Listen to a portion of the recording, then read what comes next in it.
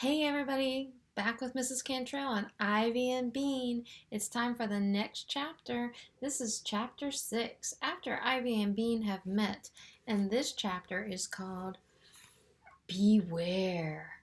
I wonder what they have to beware of. Remember, they were talking about putting a spell on Bean's sister Nancy. Do you think they'll do it? Let's find out. Once they had agreed to cast a spell on Nancy, Bean stared long and hard at Ivy's robe.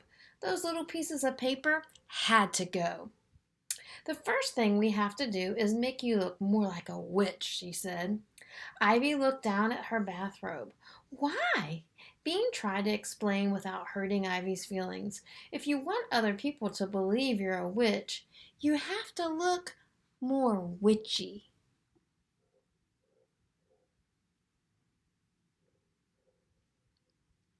Remember, it was just a black robe, and she had put little pieces of paper that looked like moons and stars, but Bean said Ivy couldn't even make stars the right way. Let's see what Ivy says. But I don't care if other people believe me, said Ivy. Bean shook her head. What a weird kid. It'll make your spells better, too. You've got to dress for success. Her mother said that all the time. It usually meant that Bean had to put on a clean shirt. Besides, it'll be fun. Do you have face paint? Ivy nodded. In my room, upstairs. She pointed to a window. Is your mom inside? Bean asked. I guess, said Ivy. Is she going to tell my mom where I am?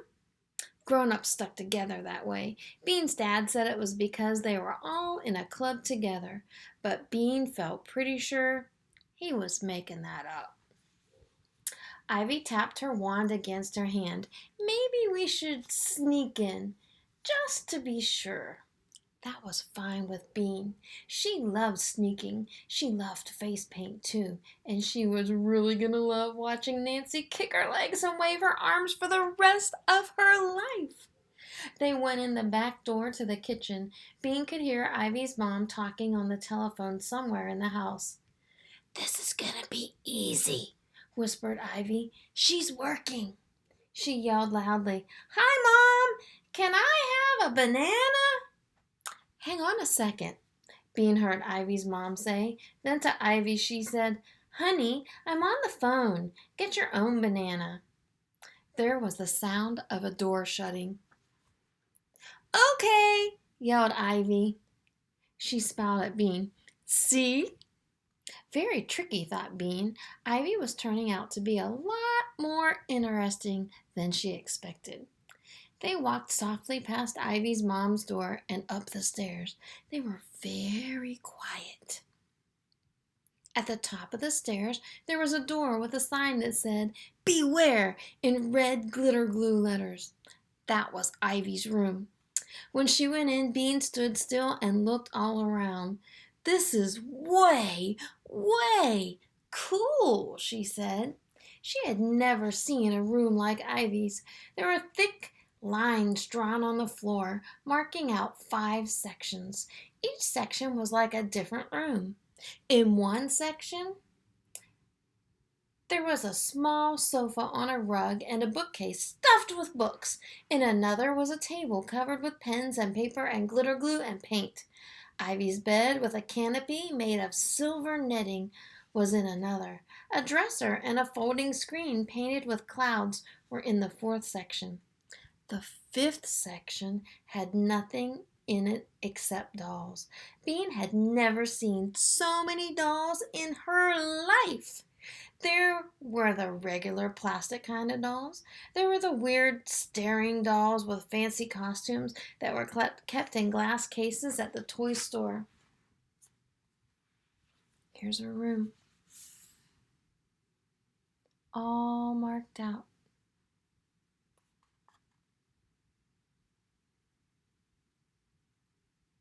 I don't see the dolls in this picture. Do you see the dolls? I see her bed. I see the little couch and the bookshelf. I see the 2 girls coming in the room. Here's her desk with all her art supplies. Here's her dresser. Let's see. Ooh, look. That is a lot of dolls. There were stiff wooden dolls. There were china dolls, small ones, smaller ones, and tiny ones. There was one doll that was really a rock and dressed in clothes. All the dolls were seated around a doll-sized blanket. Even the mushy baby dolls that couldn't sit by themselves had been propped up with blocks. In the middle of the blanket lay a Barbie doll wrapped up in toilet paper. All the other dolls were watching her. Neat, said Bean. A mummy. Yeah, said Ivy. I'm going to build a pyramid to bury her in as soon as I figure out how. I know how, said Bean. Nancy made one out of sugar cubes last year. I can't believe your parents let you draw lines on your floor. It's only chalk, said Ivy. It comes off. I wouldn't recommend trying that at home, boys and girls. I change the lines when I change the room. For now, I'm thinking about getting rid of the dressing room and making it into a kitchen. Is that one the dressing room? Asked Bean, pointing to the section with the dresser and the folding screen. Yeah, I like the screen, said Bean, but a kitchen is a little bit boring. Maybe you could turn it into a science lab for making potions. The screen would protect your secrets. Wow. A lab, said Ivy, thinking. A witch's lab. That's a pretty good idea. Bean looked over to the table with the paint and the glitter glue. What's that room called? She asked. That's my art studio, said Ivy. Cool, said Bean. Let's fix up your wand. In Ivy's art studio, there were plenty of sequins and jewels and streamers and pipe cleaners. First, they wrapped the wand with silver pipe cleaners. Then Bean attached streamers to the end. Then Ivy put some stickers on. Then Bean put plain glue on the top and dipped it in a jar of glitter. She stuck a big red jewel on the very top. The wand dripped a little, but it looked much, much more magic than it had before. Now, said Bean. When that was done, let's work on your robe. What's the matter with it? Asked Ivy. All the stars and moons are coming off. See? Bean pointed. It would look better if we draw them on with sparkling markers. Ivy looked embarrassed. Well, I can't draw stars that well. I can, said Bean. I'll teach you. Bean showed Ivy how to draw dots for the star points, then connect the dots with lines. Ivy practiced on paper for a while, and then they stretched out the bathrobe over the table and began drawing Ivy's stars. The stars were a little bent, but they all had 5 points. Soon the black robe was covered with silver stars and gold moons. Once that was done, Ivy got out her face paint. Bean couldn't believe it. The set had 24 colors. Wow! Let's do green stripes, said Bean, or green dots. There were 3 different greens. No, witches are only green in movies, said Ivy. Real witches are just regular colored.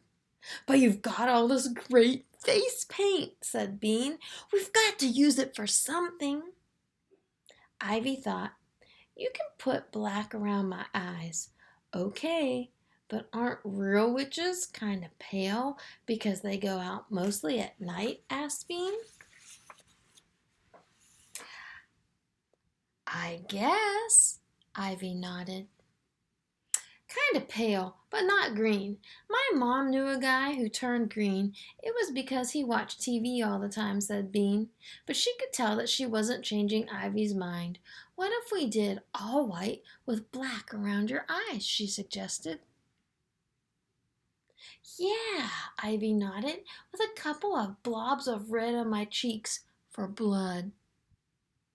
That's good, Bean agreed. Blood is good. So Bean carefully smeared white all over Ivy's face except her lips. Then she drew red drops down her cheeks. They really didn't look like blood, they looked like red tears, but that was a pretty scary thing, too. Then Bean drew thick black lines around Ivy's eyes.